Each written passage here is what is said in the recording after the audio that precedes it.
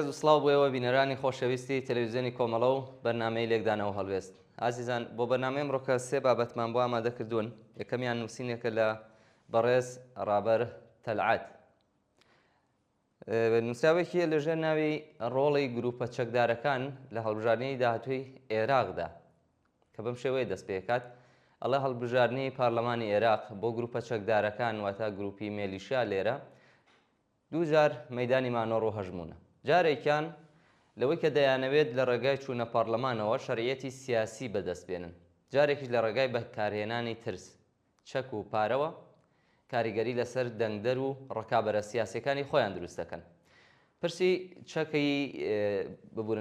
چەکی دەرەوەی دەوڵەت ڕەنگە ببێتە گەرمترین بابەتی هەڵمەتی هەڵبژاردنەکانی ئەم جارە لە عێراق.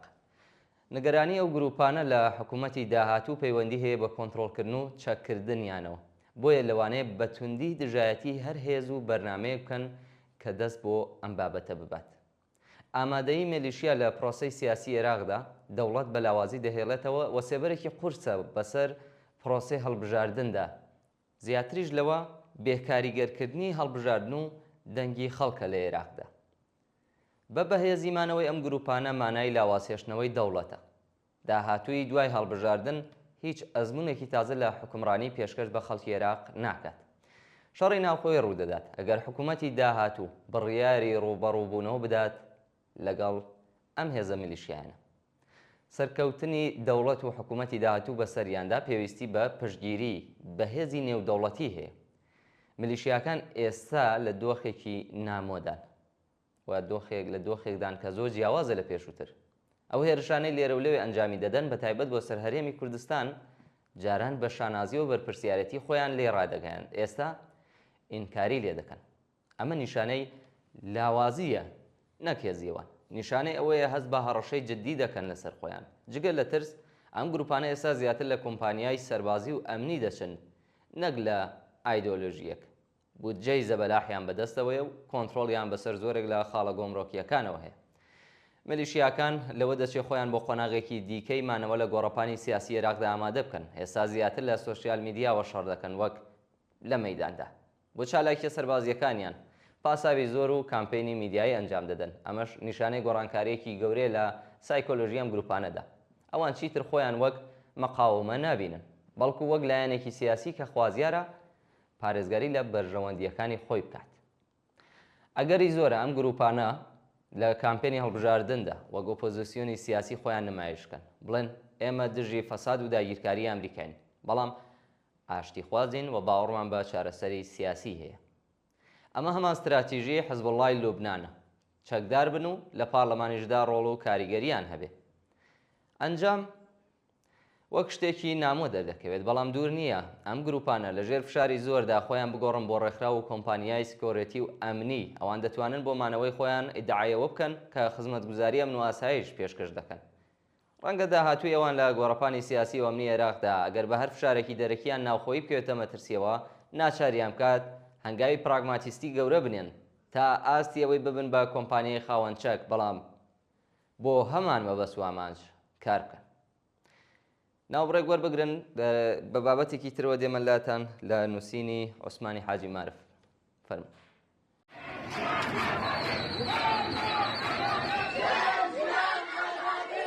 اینجا کردستان است، کابوس فاشیستا.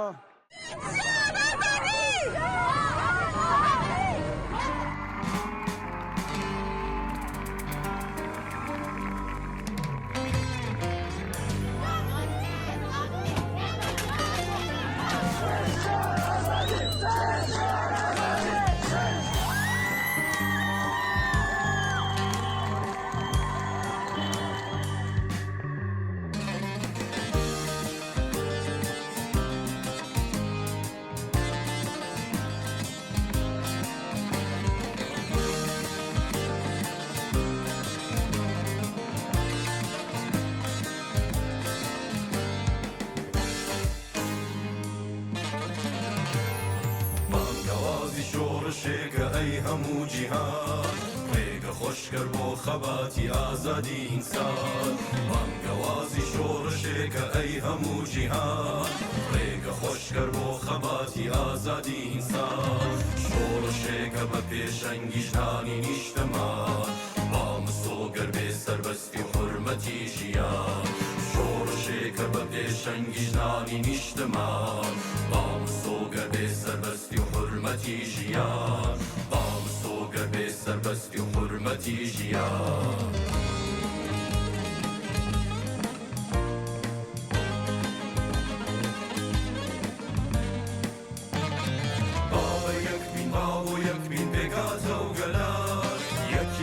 ترس دەخاتە دڵی دوژمنان بابە یەک بین با بۆ یەک بین پێکاتە و گەلان یەکیەتی ترس دەخاتە دڵی دوژمنان خۆ نەویستی بەدی دێنێ ئاوات و خەومان باڵندەی ئامانجمان نەفڕێنێ بۆ ئاسمان خۆ نەویستی بەدی دێنێ ئاوات و خەومان باڵندەی ئامانجمان نەفڕێنێ بۆ ئاسمان باڵندەی ئامانجمان نەفڕێنێ بۆ ئاسمان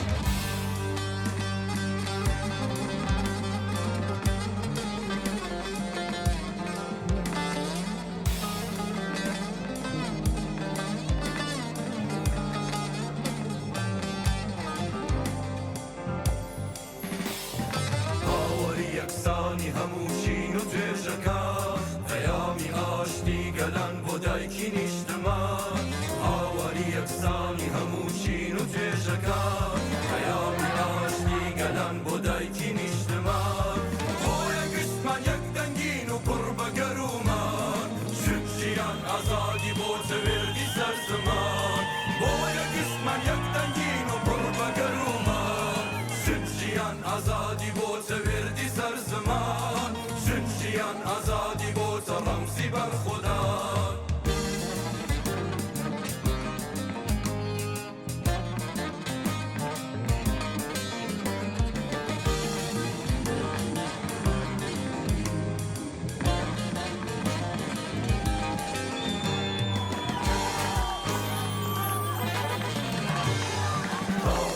کۆیلەی زۆردارانەی ئینسانەکان بۆ دەبێت چاوەڕێ مەرگ بین لە هەناسەدان چاوەکەی کۆیلەی زۆردارانەی ئینسانەکان بۆ دەبێت چاوەڕێ مەرگ بین لە هەناسەدان شۆڕشێکی گەورە مێکخەین بۆمان و نەمان با یەکجاری ئازادی بێت بەداهاتوومان بۆیە گشتمان یەک دەنگین و پڕ بە گەرومان شت ژیان ئازادی بۆ تەوێردی سەر زەمان شت ژیان ئازادی بۆ تە ڕەمزی بەرخودان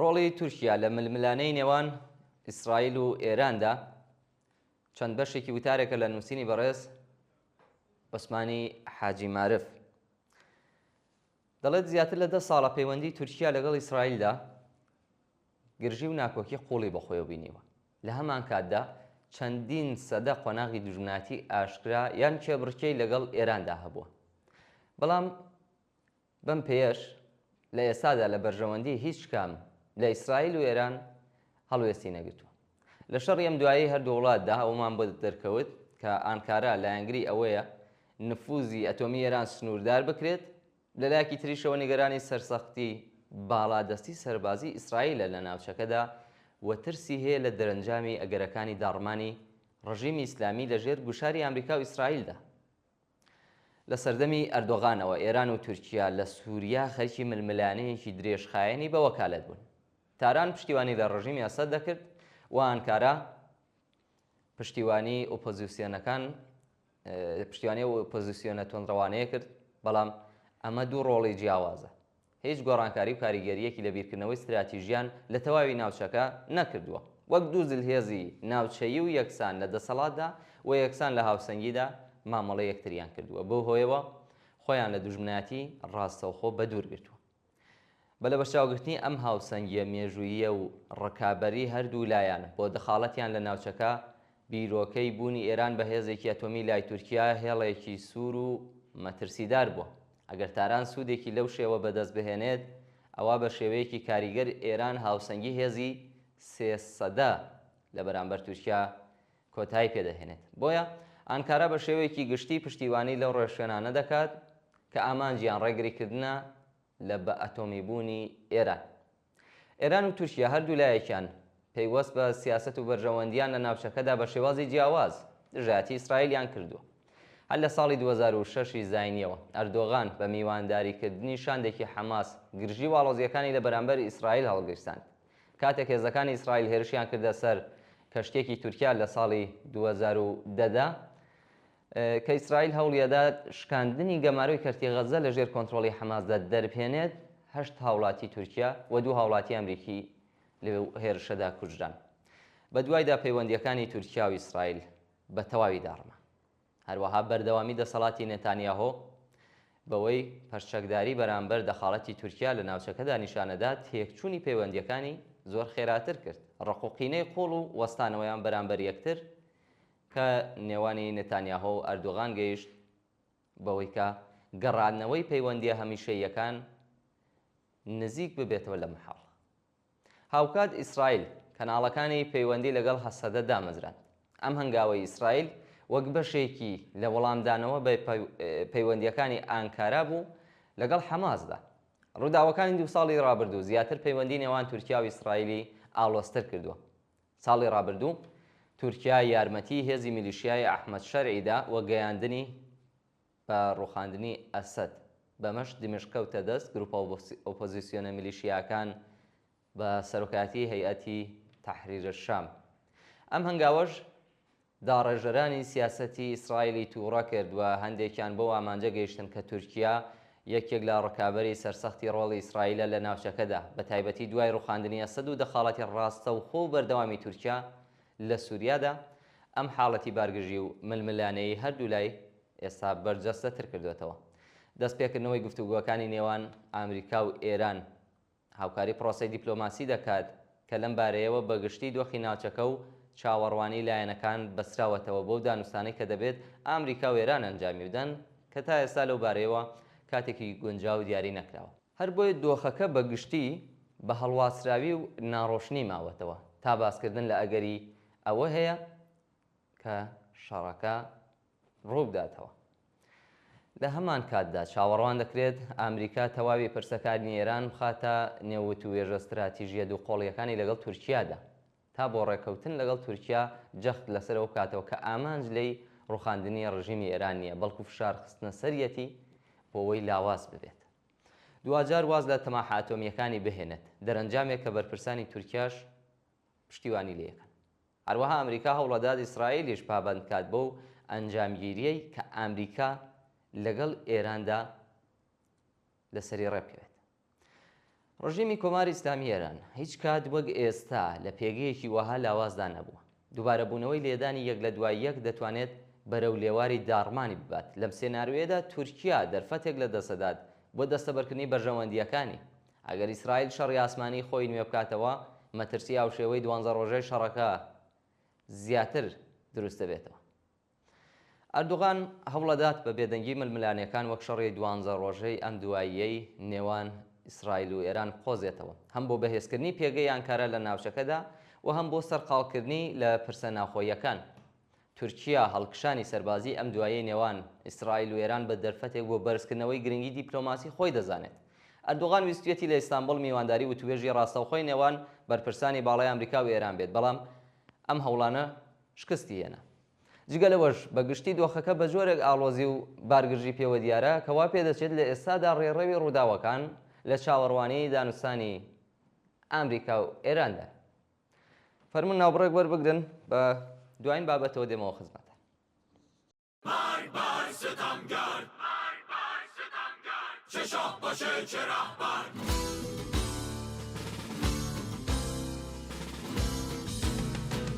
مای بای ستمگر، چه شاه باشه چه رهبر. مای بای ستمگر، چه شاه باشه چه رهبر. یه حرف ساده که تموم حرفه، یه بغض کهنه که عمیق و ژرفه.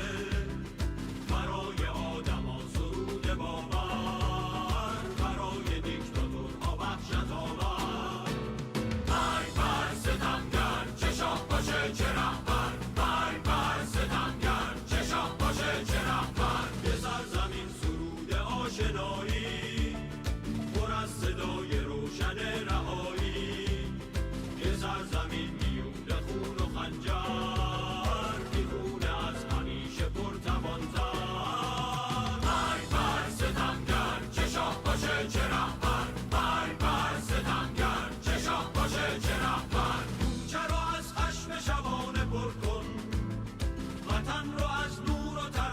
پر کن مردم ما نبد میخوان نبدتر جهان بیا بشنو حرف آخر برای آزادی و پرکشیدن برای شوق رفتن و رسیدن برای لاله های سرخ پرپر به جنگ عاشقانه ای دلاور بر بر ستمگر چه شاه باشه چه رهبر بر بر ستمگر چه شاه باشه چه رهبر لە دوا بابەتی بەنامەی ڕۆماندا باسێک دەکەین لە داخی شکستێکی دیکە لەسەر دڵی ڕژیمی ئیسلامی. دەوڵەتی پزیشکیان لایحەیە کە بە مەبەستی گوشارخستنە سەر بەکارهێنەرانی تۆڕە کۆمەڵایەتیەکان و مەحدودکردنەوەیان بردبوویە مەجلس وەریگرتوێتەوە. ئەم وەرگرتنەوەیە بەرهەمی شەپۆلێکی کاردانەوە لە ناوخۆی ئێراندا بوو. بە پێی ئەو گەڵاڵەیە دەیانتوانی بە هەر تەفسیرێکە لە وشەی درۆ بۆ بەکارهێنەرێکی ئینترنێتی بیکەن ڕاپێکی زیندانی بکەن کە بۆیان نەچوە سەر و بەبێ هیچ ڕۆڵکردنەوەیەک بە ئەسپایی و بە بێدەنگی وەریان گرتەوە. ئەوە یەکەم جار نییە کە ڕژیمی ئیسلامی بەرامبەر دیاردەیەکی سیاسی و فەرهەنگی پاشەکشە دەکات. مێژووی 46 ساڵەی تەمەنی کۆماری ئیسلامی دەری دەخات کە هەوڵەکانی ئەم ڕژیمە لە هەموو بوارەکاندا لە بواری فەرهەنگی و ئامۆژیەکاندا بەرەو ڕووی شکست بووەتەوە. بەریان بە ڤیدیۆ گرت. هێشتا داخی شکستەکەی بەسەر دڵیانەوە مابوو کە ماهوارە هات. بۆ کۆکردنەوەی دیشی ماهوارەکان لەشکرکێشیان کرد. خەڵک چەند کاتژمێر دواتر سەر لە نوێ دانەمەزراندەوە. لە بەرەنگاربوونەوەی ماهوارەدا ناکام بوون کە ئینتەرنێت و تۆڕە کۆمەڵایەتیەکانی دیکە سەریان هەڵدا. زانستی مرۆڤایەتیان لە ناوەڕۆکی دەرسی زانکۆکان لابرد. کتێبە زانستیەکان لەم بوارەدا تیراژیان بەرز بوویەوە. فیلمسازانی پێشکەوتن خوازیان زیندانی کرد. فیلمی زیاتر و بەسەرکەوتنی بەرچاوتر لە فیستیڤاڵە جیهانیەکاندا دەرکەوتن. خامنەی و کاربەدەستانی کۆنەپەرستی ژێرفەرمانی لە ماوەی 46 ساڵ حاکمیەتدا هەرچی لە توانایاندا بووە بەکاریان هێناوە تا باوەڕ، ئەخلاق، هەڵسوکەوتی خەڵک بە سازماندانی هەموو جۆرە ئۆرگانێکی بڵاوکەرەوەی خورافە و بە زەبری هەموو جۆرە دەستگایەکی سەرکوت و ئیختناق وا لێ بکەن کە خۆیان دەیان هەوێ. حەوزە ئاخوەندیەکانیان لە هەموو جێگایەک پەرە پێدا تا خوڕافە بەرهەمهێن و بڵاوی بکەنەوە. وەزارەتی ئیتلاعات و ئێرشادیان ڕێخست تا هەموو شتێک بپشتن و بەر بە بڵاوبوونەوەی ئەفکاری پێشکەوتن خوازانە بگرن. گەشتەکانی ساڕۆڵا و دەستەی باش شەخسیان سازماندا تا لە کۆڵان و شەقامەکاندا بکەونە گیانی ژنان و کچان باتۆمیان بەسەردا بەرز بکەنەوە و تێزا بکەن بە دموچاویاندا و هەموو ئەو شتانەی بە حاڵبوونی مرۆڤایەتی و شارستانەتی پێوە دیارە لە نێو ببن. ئەوان زیندان و ئەشکەنجەگاکانیان لە شەریفترین و شایستەترین ئینسانەکان ئاخنی و داری ئێعدامیان چەقاند و کۆمونیستەکان و تێکۆشەران و ناڕازیانیان کوشت. بەناو شۆڕشی فەرهەنگیان وەڕێخست. دەرسەکانی علومی ئینسانیان لە زاکمەکاندا لابرد. لە حەوزە ئاخوەندیەکان مەلایان نارد بۆ مەدرسەکان. کتێبی دەرسی منداڵانی 8 و 9 ساڵیان لەسەر بنەمای جنسیەتیان لێکجیا کردەوە. زانکۆکانیان کردە ژنانە و پیاوانە تا خەڵک وادار بە ملکەچبوون و تەسلیم بوون بکەن. بەڵام بینیمان ئاکامەکەی چی بوو؟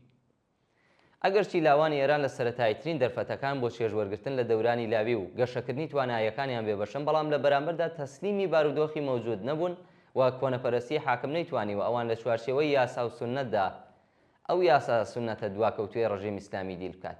ئاگری ئەم خۆڕاگریە لە 1001 دەربیجەوە سەری کێشاوەتە دەرێ. ڕژیمی کۆماری ئیسلامی بە خەرجکردنی بودجەیەکی کەڵان بە بەکارهێنانی تونترین شێوەکانی سەرکوت بە پەرەدان بە سونەتەکانی پیا و سالارانە نەیتوانیوە ئامانجە کۆنەپەرستانەکانی بەسەر لاوانی ئێراندا بسەپێنێ. ئەم ڕاستیەی تر وەک سەرەتایەکی لێ هاتووە کە دیکتاتۆرەکان و کۆنەپەرستان نەتەنیا دەرس لە ئەزمموی ژیانی خۆشیان وەرناگرن، بەڵکو هەرە و جۆرەی کە گەلێک جاربینی ومانە سەرنجام سەری خۆیان لەسەر پێداگری و کە لە ڕقی لە بەرامبەر گەشە و کامڵبوونی ڕاستیە سەرسەختە کۆمەڵایەتیەکاندا دادەنێ.